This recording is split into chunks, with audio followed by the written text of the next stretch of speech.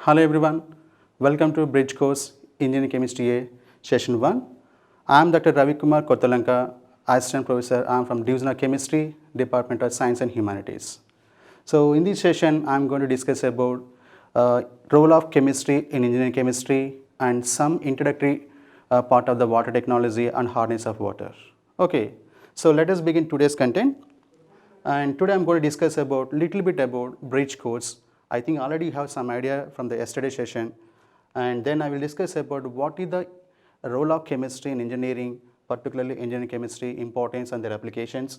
And then I would like to introduce about water technology, what is water technology, and what are the things we are going to study in the water technology, all those things. And today I'm going to discuss about hardness of water and types of hardness and all those things. Okay, let us start today's session. So bridge course. So what is the main aim of the bridge course? So up to +2 level, you have followed actually memory-based education system. That means you have to remember so many things. You have learned so many concepts. The same thing you have to reproduce in the examination time. But you don't have any time to do practical with any particular topic. But here, engineering chemistry courses, particularly at Vigyan University, we are actually following outcome-based education system. So that is entirely different from the memory-based education system that you already followed in the +2 up to the +2 level. So this bridge course useful to fill that gap between the +2 level and the courses that you are going to study in the engineering at Vigyan University. So in this bridge course, we used to teach different topics. Some aspects are different, major topics are the main course, and you will get some idea about the each and every topic. Okay, so this is mainly useful to support the students come out there from inhibitions. So that means if you have any different kind of doubts, so whether I can able to understand engineering chemistry or not, so what the syllabus is there, how difficult it is, so what are the books I have to refer. So all those things we will discuss during this session. So definitely you will get some benefit from the this particular bridge course. And coming to the today's topic, engineering chemistry. So as an engineer, why you have to bother about chemistry or engineering chemistry? Actually, what is this engineering chemistry? How to define this engineering chemistry? So I will try to explain by taking simplest example. So first let us see what is engineering chemistry. So it is a kind of program or course. So that is mainly focuses on the properties and applications of various chemical compounds, so which are useful to develop different types of engineering materials. Okay, so and these engineering materials are actually the building blocks to develop or create or innovate some of the engineering products like this. So just I would like to give one example. So here we see this is actually sand. So this is one of the most abundant element in our earth crust. So the formula actually SaO2. But from this we can able to extract silicon. So from this we can able to extract silicon, and silicon is one of the major component for making various small devices like this, like laptop or keyboards or computers or smartphones. Many things can be made up of silicon material only. So silicon actually having different properties and different applications, and this is one of the important engineering material. So like this, so engineering chemistry mainly focuses on the properties and applications of various chemical compounds, and that can be used to develop various engineering materials, something like this. Now the question is, what is engineering material?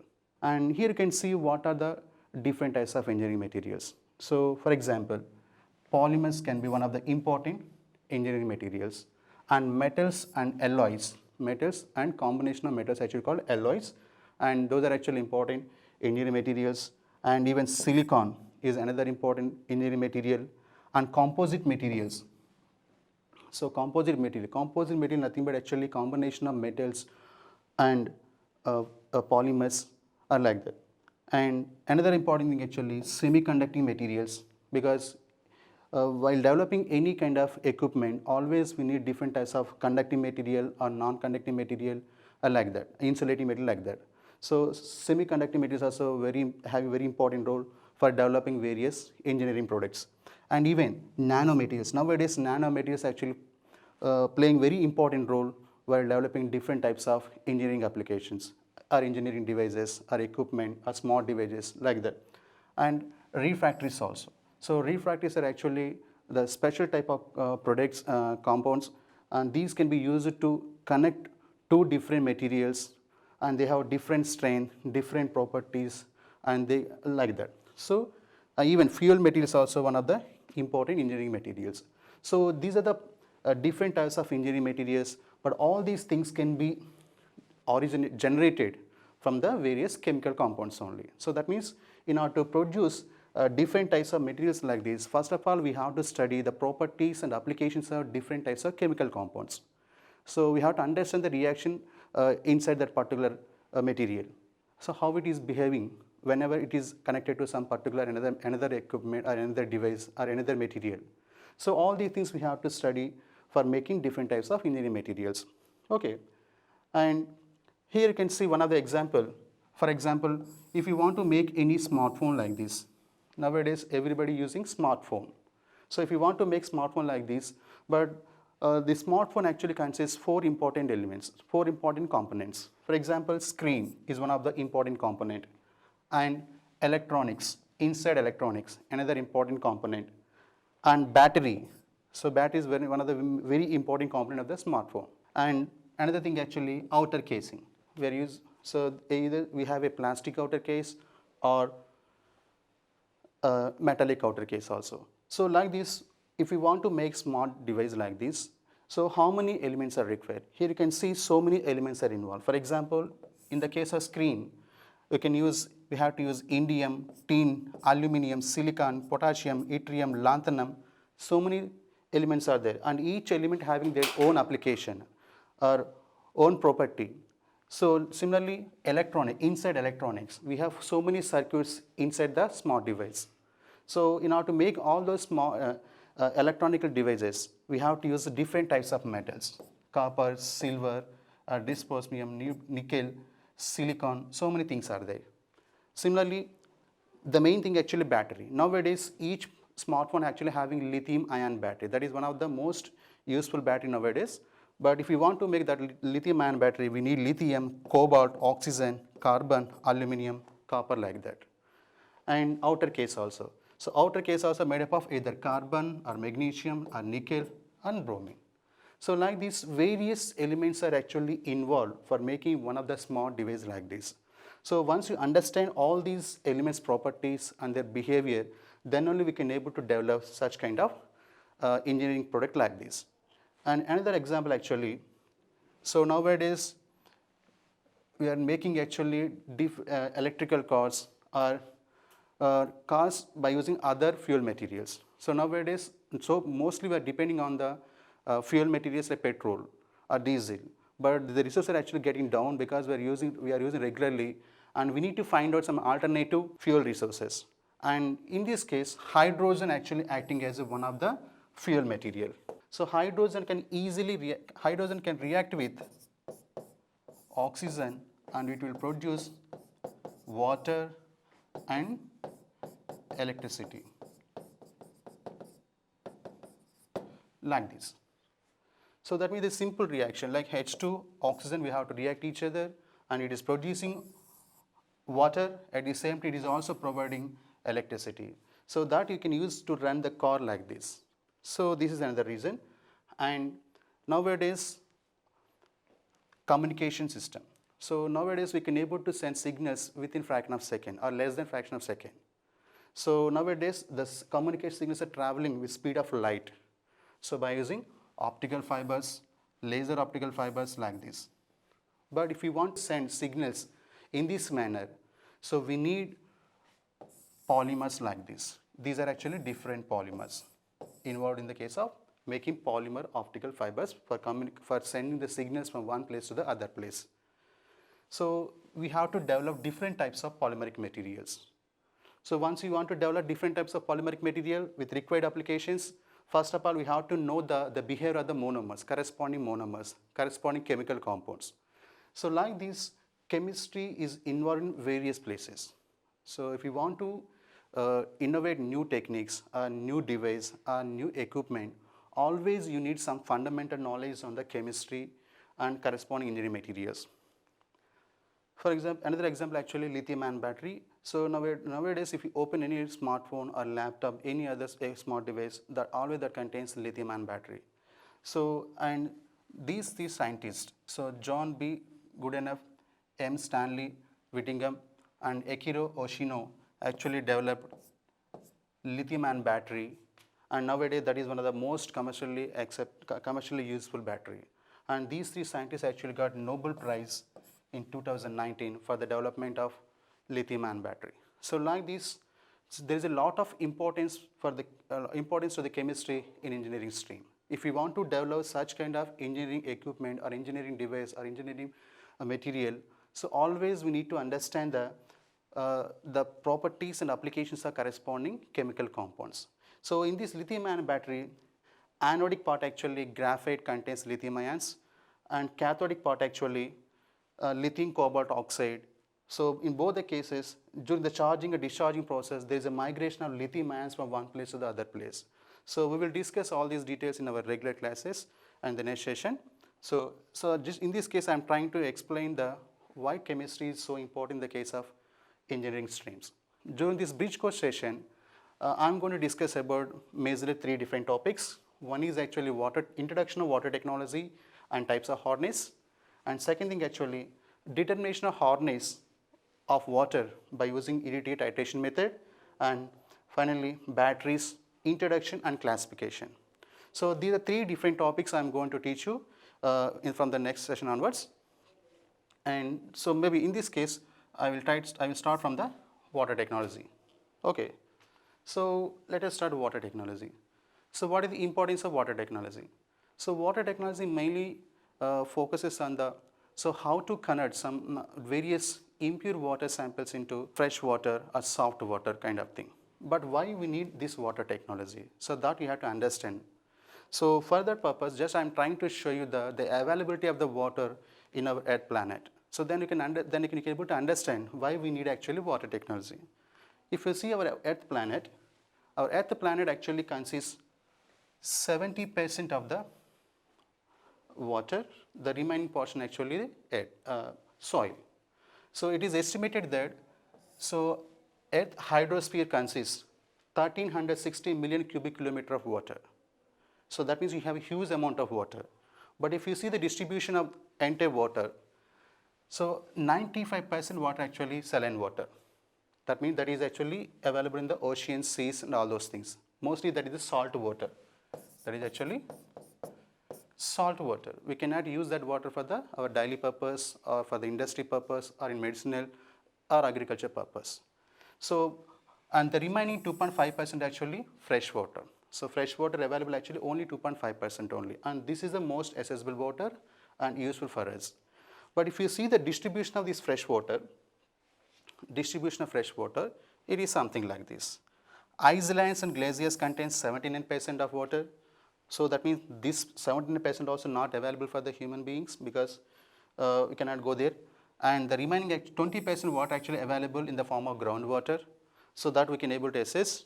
And the surface water actually only 1%. We have only surface water like this. We have only 1%. That means this is the most accessible water available to the human being. After that, the 20% groundwater. But this is all from the only 2.5% only. And if you see the distribution of surface water also, it is something like this. So 52% water available in the form of lake water, and 38% of water available in the form of soil moisture. That means water available in the soil in the form of moisture. And even atmosphere also contains 8% of water vapor. Among the surface water, 8% water available as a water vapor in the atmosphere. And the remaining 2%, 1% belongs to rivers, and all the living organisms consist 1% of water. So this is the distribution of water, surface water. And if you see the usage of the surface water, according to Global Water Usage Survey, 70% of the surface water actually use it for the agriculture purpose, and 19% actually useful for the industry purpose, and 11% actually useful for the use it for the domestic purpose. So domestic purpose, our regular activities like washing, cleaning, drinking purpose, all those things.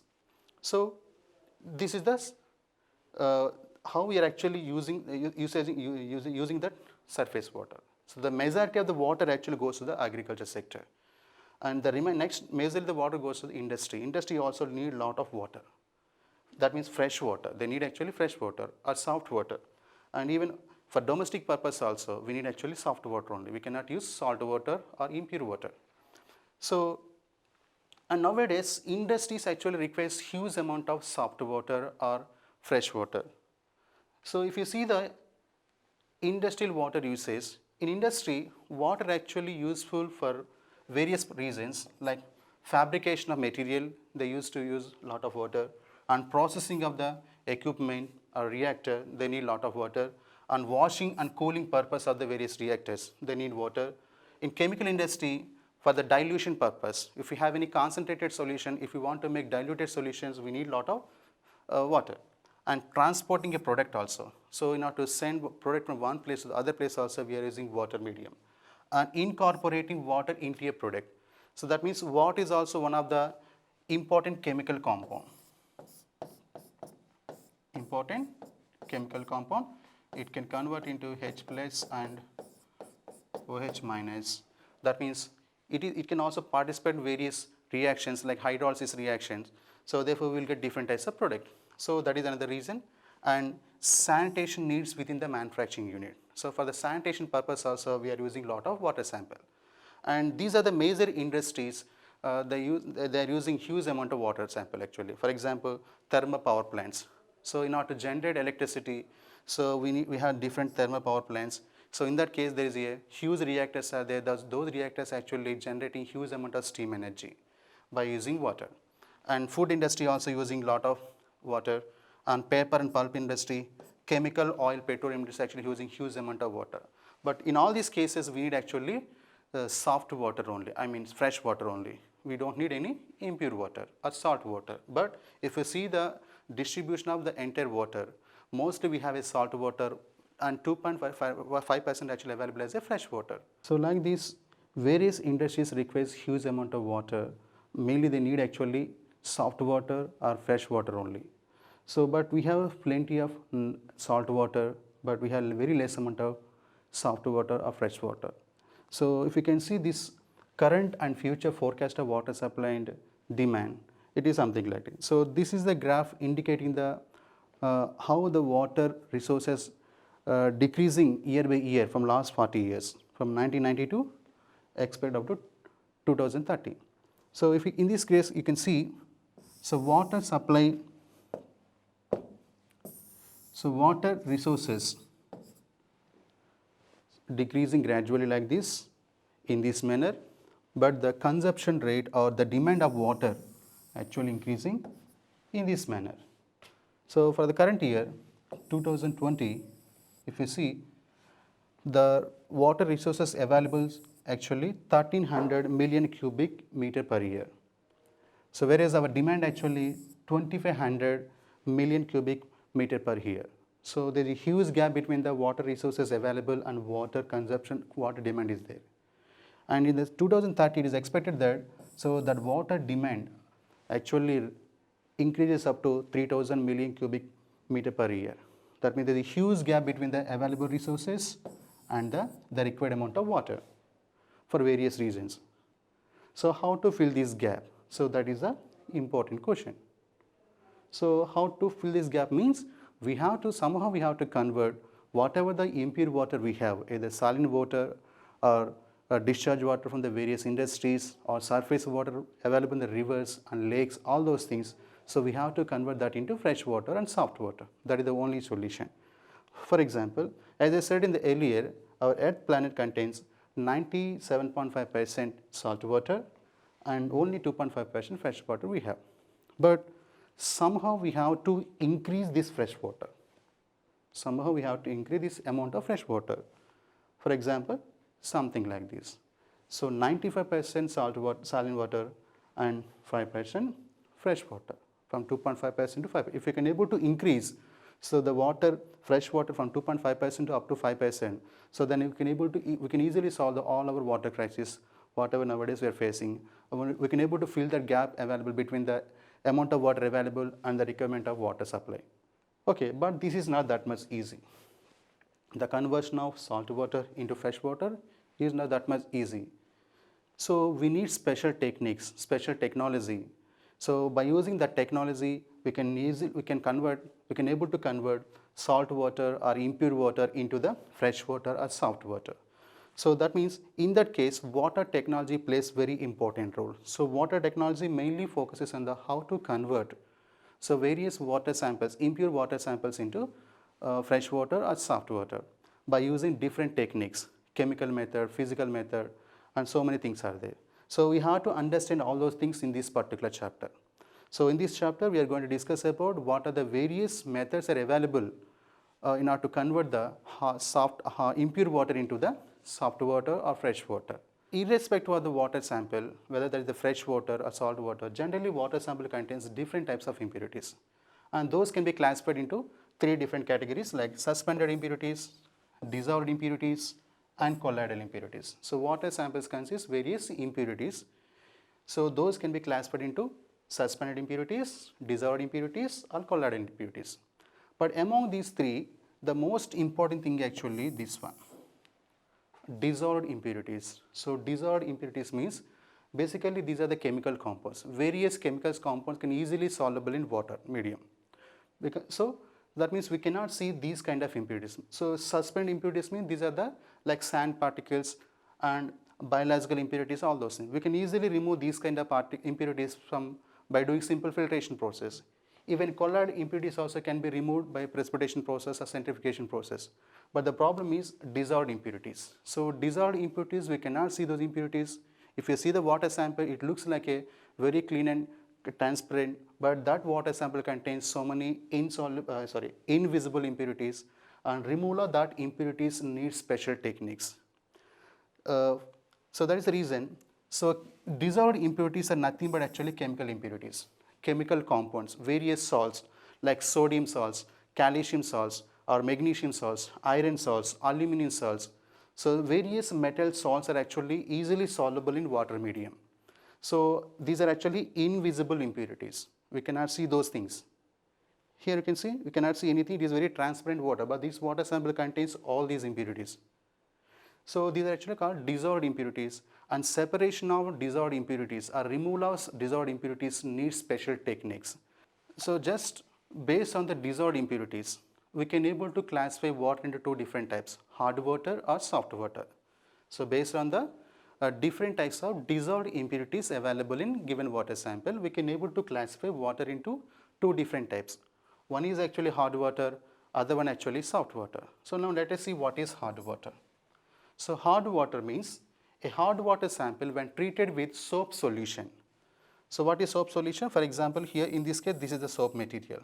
Sodium stearate, actually one of the carboxylic acid compounds, sodium salt or carboxylic acid, higher fatty acids.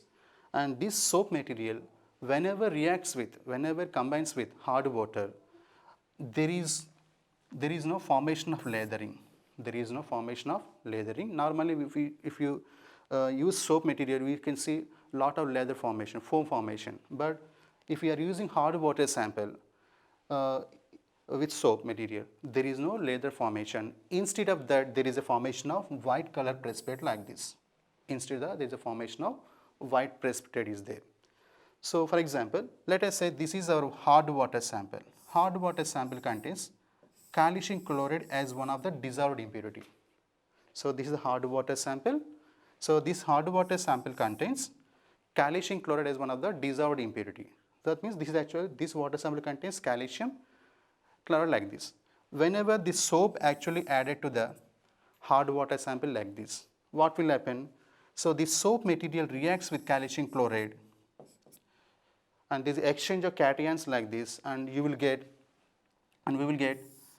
calcium stearate as in one of the insoluble material like this. So there is a formation of calcium stearate, and this is one of the insoluble material in water medium. So that you can see like this white color precipitate like this. and there is a formation of soluble sodium chloride also. When water which lathers easily on shaking with soap solution actually defined as soft water. Water which lathers easily. For example, in this case, so let us assume this is our soft water. So here we have a only soft water. So soft water means there is no impurities available in the water, only water molecules are available. So when this water sample reacts with the same soap material, so in this case there is no calcium reaction in the previous case, because here we don't have any calcium salts or magnesium salts. So this soap material directly reacts with water and forming corresponding carboxylic acids like this, and again that carboxylic acid molecule further reacts with another soap material and there is a formation of lathering like this. This is a continuous process. So that means in the case of soft water, always there is a formation of lathering or foam formation like this. Okay. So now what is the question? What is the next question actually? What is hardness of water?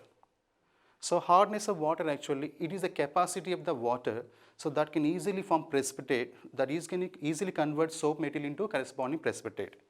The capacity of water to precipitate soap material. So whenever if we add soap material to the water sample, if it is forming immediately precipitate means that is actually hard water, and that water sample actually having certain amount of hardness.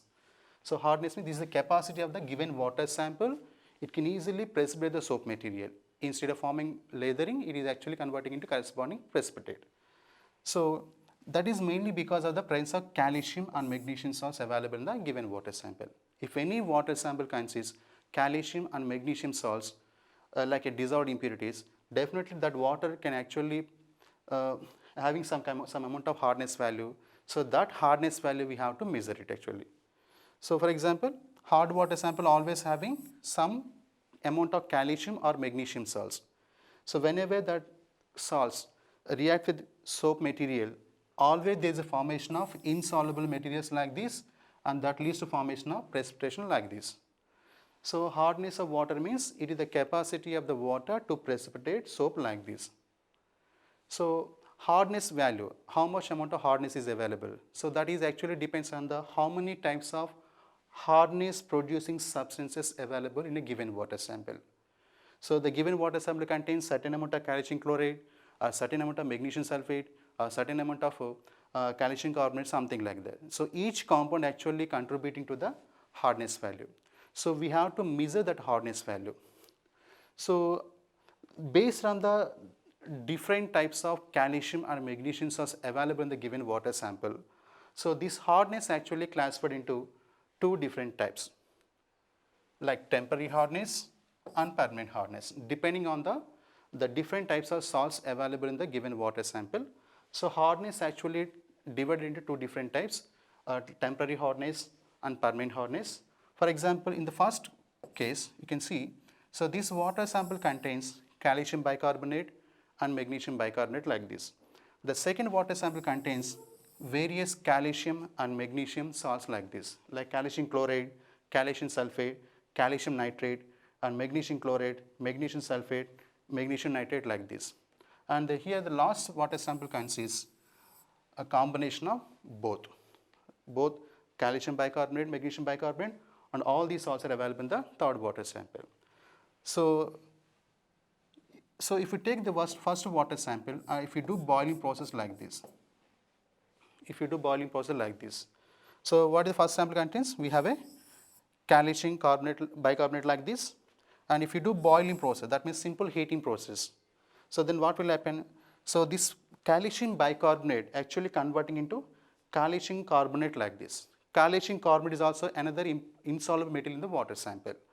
So calcium carbonate actually highly insoluble in water medium. So whenever if you do boiling process, calcium bicarbonate actually converting into corresponding calcium carbonate insoluble material. At the same time, there is evolution of carbon dioxide also that is actually going outside. That means once you have a water sample like this, if that consists calcium bicarbonate like this, if you do simple boiling process, so that calcium compound can be converted into one of the insoluble material like this. Once it is insoluble, we can easily separate from the water sample. So because that is not soluble in water, we can easily, if we do simple filtration, we can easily separate that compound from the water sample. So like this, we can remove this kind of hardness, like temporary So if water sample contains calcium bicarbonate or even magnesium bicarbonate, so magnesium bicarbonate actually converting into like this. It can easily convert into magnesium hydroxide insoluble compound. Even magnesium hydroxide also one of the insoluble compound in the water medium. So like this, calcium bicarbonate or magnesium bicarbonate can easily convert to corresponding insoluble materials that compounds can be easily removed from the water sample. So therefore, this water actually contains temporary hardness. That means this particular hardness can be removed. We can easily remove temporary hardness by doing simple boiling process. But if you follow the same procedure in this case, we cannot separate all these things. So like this, there is no formation of corresponding insoluble materials. All these salts are actually highly soluble even at high temperature also. At room temperature as well as at high temperature, all these soluble actually easily soluble. We cannot separate from the water sample. That means this water sample having actually permanent hardness. We cannot remove that particular salts from the water sample. For removal of all these things, we have to follow special techniques, special chemical and physical techniques for removal of all these things. So like this, we have two types of hardness. One is actually temporary hardness, other one actually permanent hardness. Temporary hardness is mainly because of the bicarbonate salts, calcium and magnesium bicarbonate salts. Whereas permanent hardness is mainly because of the different salts of calcium, magnesium other than bicarbonates, like chlorides, sulfates, nitrates of calcium, chlorides, sulfates, nitrates of magnesium, like that. And what is total hardness? The combination of temporary hardness and permanent hardness, actually called total hardness value. So temporary hardness and permanent, if you combine both the things, that is actually total hardness value. So some of the water sample contains both bicarbonate salts like this and some of the salts like this. So in that case, we have a total hardness value. In that case, we have a total hardness value. So like this, we can able to classify hardness into two different types, temporary hardness and permanent hardness. Okay. And the combination of these two actually called total hardness. So now the other question actually, how to express this hardness value? Because the given water samples actually having different types of salts, maybe 1 kg of calcium bicarbonate, 2 kg of magnesium bicarbonate, or some other 1 kg of calcium chloride, something like that. So the given water sample actually having different amounts of hardness producing substances. Then how to express the hardness value for a given water sample? For expressing hardness of water, always we have to express in terms of calcium carbonate equivalent weights only. Always hardness of water can be expressed in terms of calcium carbonate equivalents only. And for that purpose, we have to follow this equation. So calcium carbonate equivalent weight can be calculated by using this particular formula. Weight of the hardness producing salts into equivalent weight of calcium carbonate and equivalent weight of hardness producing salts, like this. So why we have to express only in terms of calcium carbonate only? What is the reason for that? So as we know that calcium carbonate is one of the highly insoluble material in water medium. That is one of the reason. Calcium carbonate is one of the highly insoluble material. We can easily separate from the water sample. That is one of the reason.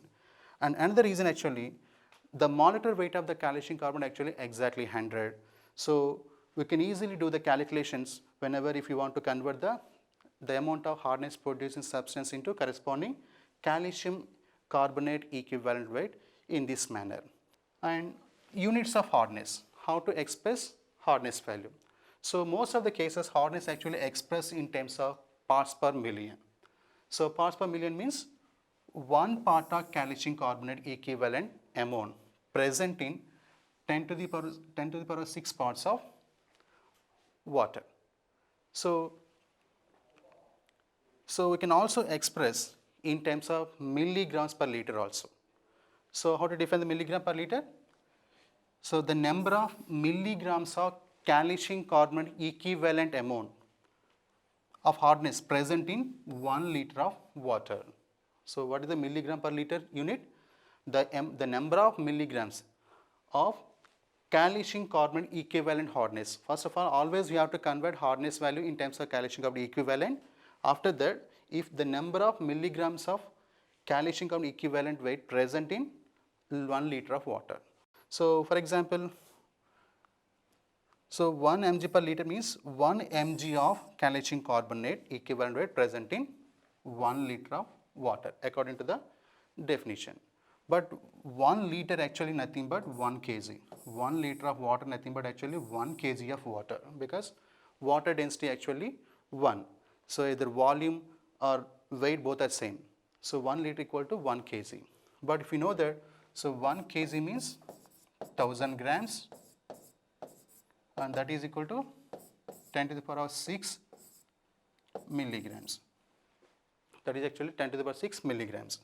So that means 1 kg is nothing but actually 10 to the power 6 milligrams of water. So that is nothing but actually 1 ppm.